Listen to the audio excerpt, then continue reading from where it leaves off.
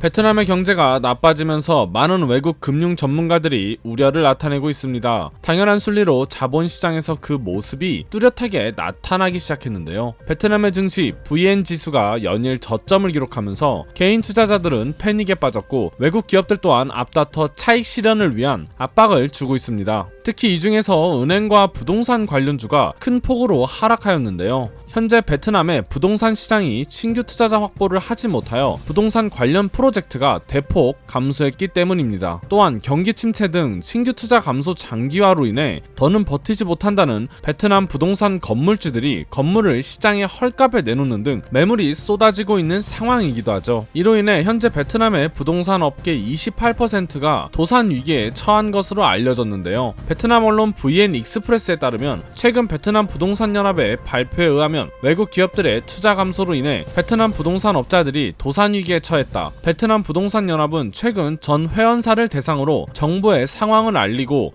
긴급 자금을 신청하기 위한 경영 상황에 관한 실태 조사를 약 500업체를 대상으로 진행했으며 이 중 50%가 넘는 업체들이 운영에 차질을 빚고 있고 80%는 수입이 전혀 없었으며 78%의 업체는 직원 감축을 진행한 것으로 나타냈다고 전했습니다. 또한 건설부 공식 자료에 의하면 이 기간의 경영 환경 악화로 파산 또는 폐업한 관련 업체 수가 전년 대비 9.4% 늘어난 2,600개의 업체가 집계됐다고 말을 이었습니다. 이처럼 베트남의 부동산 중개업체 및 부동산 관련 서비스를 제공하는 협력 업체들이 파산하거나 도산하는 일이 많아지고 있는 추세입니다. 외국 전문가들은 베트남의 금융시장이 굉장한 버블이었다며 이 버블 시장이 터진 것은 한국 기업들의 철수 여파 중 하나라고 지적하기도 했는데요. 실제로 한국 기업들이 떠난 자리에 외국 기업들의 투자가 전혀 유치되고 있지 않아 많은 토지와 건물들이 공실로 텅텅 비어있는 것을 확인할 수 있습니다. 특히 베트남의 10대 부동산 업체 중 2위 회사 FLC 그룹의 총수 찐반꺼 회장이 과거 한국의 부동산 정책을 보며 한국의 정치는 매우 미개하다며 악담을 했었는데 현재 이 FLC 그룹 또한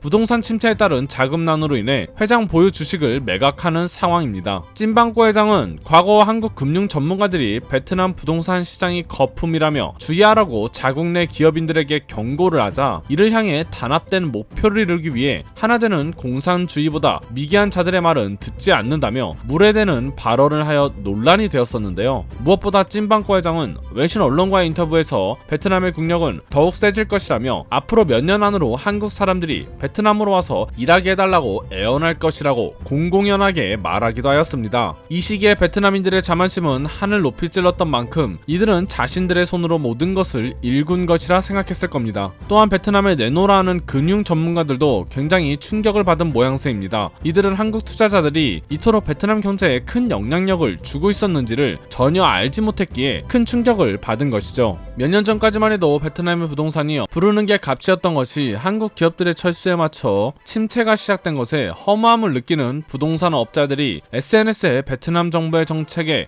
비난하는 글을 올리기도 하였습니다. 상황이 심각해지자 베트남 정부는 부동산 관련 기사와 SNS에 올라오는 글들을 일제히 삭제하며 시장의 혼란을 야기하는 반국가적 사실을 통제하겠다고 나섰는데 외신들은 오히려 이것에 대해 비난하는 기사를 전하며 혼란은 더욱더 커지고 있습니다. 현재 상황을 규탄하는 부동산 업자들의 움직임이 커지자 베트남 정부는 지난해 부동산 시장의 침체 여파로 재고 물량이 크게 늘어나는 등 건설, 부동산 부문이 적자는 위기에 직면했다고 보고 관련 부문 예산의 조기 집행 등 대책을 서둘러 추진키로 했다고 보도하였는데요. 말만 들어보면은 베트남 정부가 해결책을 강구하는 것으로 보이지만 사실상 이들도 더 이상 손쓸 겨를이 없다는 것을 그 누구보다 잘 알고 있습니다. 베트남의 부동산 거품이 터질 거란 것을 암묵적으로 이들도 알고 있었지만 그 방아쇠가 한국 기업들이 될 줄은 전혀 몰랐던 것이죠. 한 나라의 부동산이 무너지는 것은 나라 전체 기반이 흔들릴 수 있는 엄청나게 큰 문제입니다. 또 이렇게 한번 무너진 부동산 경제는 복구하는 것에 많은 시간과 비용,